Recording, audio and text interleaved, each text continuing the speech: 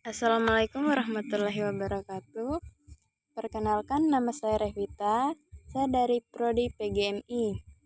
NIM 2024010104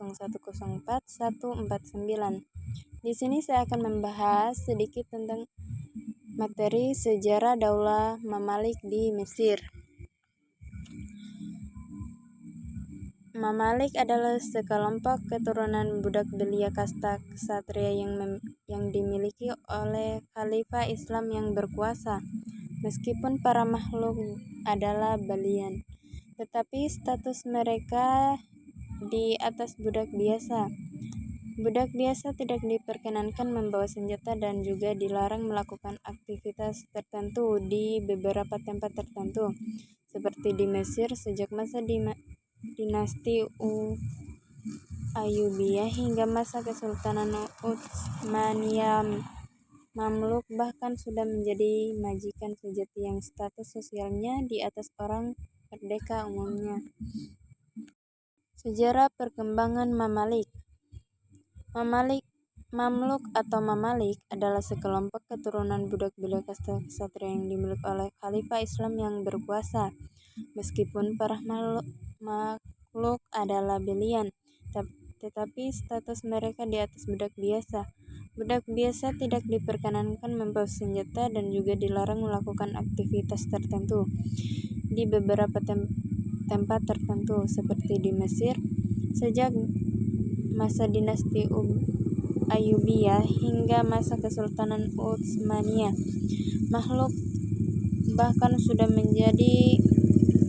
Mamalik bahkan sudah menjadi majikan sejati yang status sosialnya di atas orang merdeka umumnya.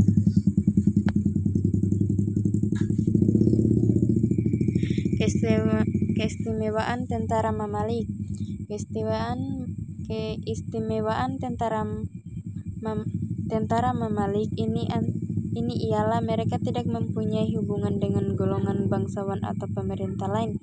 Tentara-tentara Islam selalu setia kepada syekh, suku, dan bangsawan mereka. Jika terdapat penentangan tentara Islam ini, cukup sulit bagi khalifah untuk menanganinya tanpa bantahan dan golongan bangsawan. Tentara budak juga golongan asing dan merupakan lapisan yang terendah dalam masyarakat, sehingga mereka tidak akan menentang khalifah dan mudah dijatuhkan hukuman jika menimbulkan masalah. Oleh karena itu, tentara Mamalik adalah aset terpenting dalam militer. Masa kekuasaan Daulah Mamalik di Mesir. Mamalik adalah jamak dari Mamluk yang berarti budak. Dinasti Mamalik memang didirikan oleh para budak. Mereka pada mulanya adalah orang-orang yang ditawan oleh penguasa dinasti Ayyubiyah sebagai budak.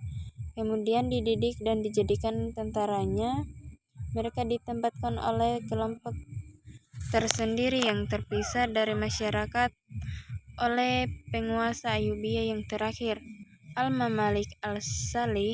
Mereka dijadikan pengawal untuk menjamin kelangsungan kekuasaannya. Pada masa penguasaan ini, mereka mendapat hak-hak istimewa, baik dari karir ketentaraan maupun dalam imbalan-imbalan material.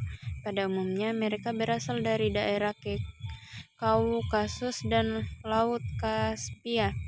Di Mesir, mereka ditempatkan di Pulau Raudha di Sungai Nil untuk menjalani latihan militer dan keagamaan.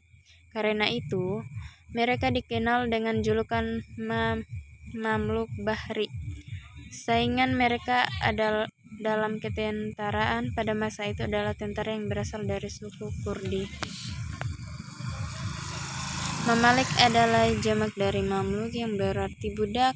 Dinasti Mamalik memang didirikan oleh para budak. Mereka pada mulanya adalah orang-orang yang ditawan oleh penguasa dinasti Ayyubiyah sebagai budak.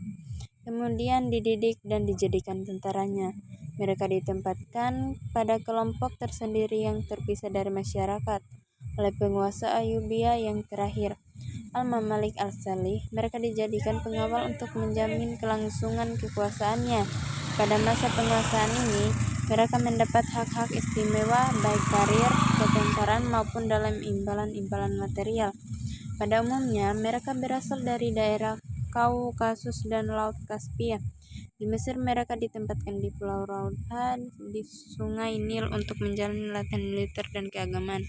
Karena itu, mereka dikenal dengan julukan Mamluk Bahri. Saingan mereka dalam ketentaraan pada masa itu adalah tentara dari suku Kurdi. Aibak berkuasa selama 7 tahun, 1250 sampai 1257 Masehi. Setelah meninggal, ia diganti oleh anaknya, Ali yang masih berusia muda. Ali kemudian mengundurkan diri pada tahun 1259 Masehi dan digantikan oleh wakilnya, Qutuz. Setelah Qutuz naik tahta, Baibars yang mengasingkan diri ke Suria karena tidak senang dengan kepemimpinan Aibak kembali ke Mesir. Di awal tahun 1260 Masehi, Mesir terancam serangan bangsa Mongol yang sudah berhasil menduduki hampir seluruh dunia Islam. Kedua tentara bertemu di Ain Jalut, dan pada tanggal 13 September 1260 Masehi, tentara Mamalik di bawah pimpinan Qutuz dan Baibars berhasil menghancurkan pasukan Mongol tersebut. Kemenangan atas tentara Mongol ini membuat kekuasaan Mamalik di Mesir menjadi tumpuan harapan utama Islam di sekitarnya. Penguasa-penguasa di Suriah segera menyatakan sumpah setia kepada penguasa Mamalik. Tidak lama setelah itu, Qutuz meninggal dunia. Baibars, seorang pemimpin militer yang tangguh dan cerdas, diangkat oleh pasukannya menjadi sultan. Pada tahun 1260 sampai 1277 Masehi, ia adalah sultan terbesar dan termasyhur di antara sultan Mamalik. Ia pula yang dipandang sebagai pembangun hakiki dinasti Mamalik. Daulah Mamalik membawa warna biru dalam sejarah politik Islam. Pemerintah dinasti ini bersifat oligarkik militer, kecuali dalam waktu yang singkat ketika Qalawun 1280 sampai 1290 Masehi menerapkan pergantian sultan secara turun-temurun. Anak Khawalus berkuasa hanya 4 tahun karena kekuasaannya direbut oleh Kit Bugha. Pada tahun 1295 sampai 1297 Masehi, sistem pemerintahan organ ini banyak yang mendatang kemajuan di Mesir. Kedudukan amir menjadi sangat penting. Para amir berkompetisi dalam prestasi karena mereka merupakan kandidat sultan. Kemajuan-kemajuan itu dicapai dalam berbagai bidang seperti konsolidasi pemerintahan, perekonomian, dan ilmu pengetahuan. Pembubaran Mamalik.